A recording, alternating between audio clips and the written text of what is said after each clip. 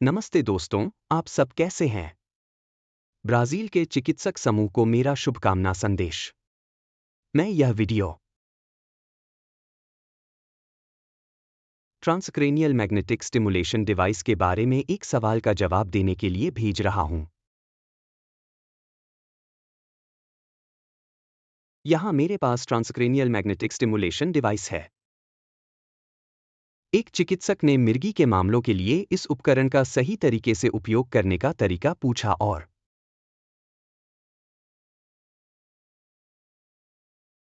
निर्माता की मैन्युअल में बताया गया है कि प्रिस्क्रिप्शन नंबर 22 का उपयोग करना होगा। मैं दिखाने जा रहा हूं। अब कैसे ट्रांसक्रेनियल मैग्नेटिक उत्तेजना के लिए विकल्प 22 का चयन किया जाता है।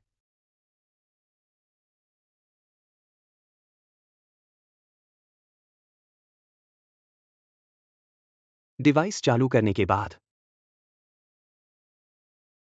हम बीच वाले विकल्प पर क्लिक करते हैं और वहां कई कॉलम होते हैं। समय के बगल में लिखे कॉलम में हम नंबर 22 तक आगे बढ़ते हैं।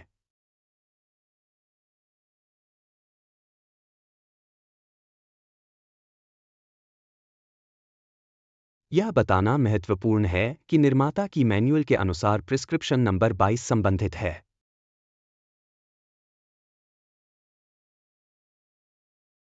जिसे मिर्गी के मामलों में इस्तेमाल किया जाता है, लेकिन मैं एक और महत्वपूर्ण जानकारी जोड़ना चाहूंगा। ट्रांसक्रेनियल मैग्नेटिक स्टिमुलेशन डिवाइस की प्रिस्क्रिप्शन 22 हर्ट्ज की आवृत्ति पर काम करती है। इसका मतलब है कि सिर पर लगाया जाने वाला उपकरण सक्रिय हो जाता है। जेस्टर्स के माध्यम से प्रिस्क्रिप्शन नंबर 22 एक जेस्टर को सक्रिय करती है। और अगर आप विशेषज्ञ साहित्य की समीक्षा करेंगे तो आपको विभिन्न शोध मिलेंगे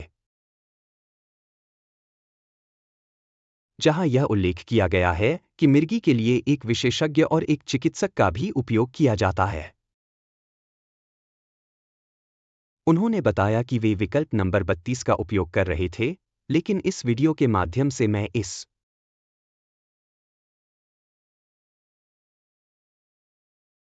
चिकित्सक और अन्य चिकित्सकों को सूचित करता हूं कि विकल्प नंबर 32 में यदि हम डिवाइस लेते हैं और हम आगे बढ़ रहे हैं, शायद हम विकल्प 32 तक पहुंच जाए।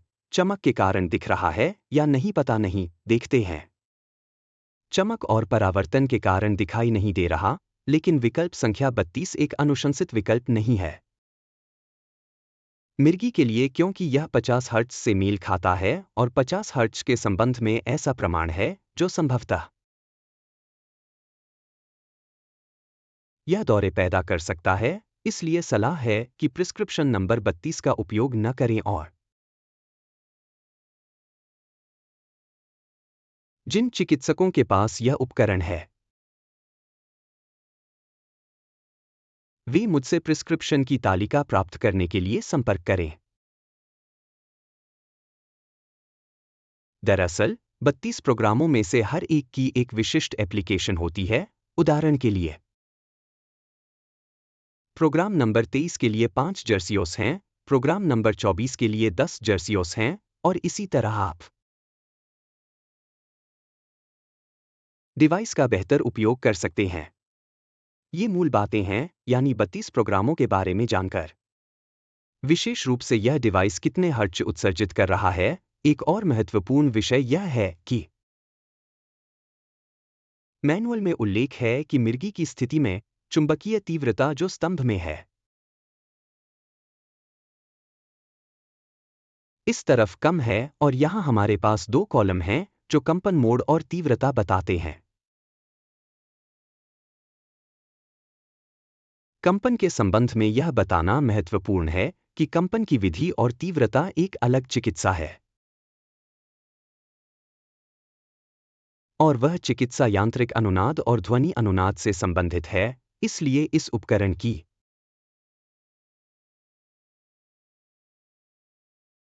सबसे बड़ी विशेषता यह है कि यह 3 अलग अलग चिकित्साओं को जोड़ता है। एक चुंबकीय उत्तेजना ट्रांसक्रेनियल, जिसमें कॉइल्स सक्रिय होती हैं जो हर्ट्ज में काम करती हैं और यांत्रिक अनुनाद कंपन को जोड़ती हैं। YouTube वीडियो के विवरण में मैं ध्वनि के माध्यम से कंपन और अनुनाद के बारे में बताऊंगा।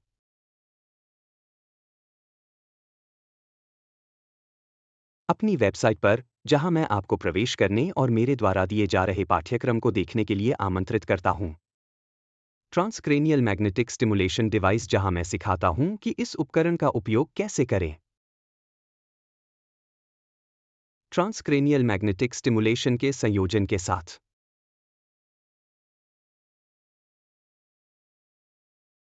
जिसमें मैकेनिकल वाइब्रेशन रेजोनेंस और साउंड रेजोनेंस भी जोड़ा गया है, उन चिकित्सकों के लिए जो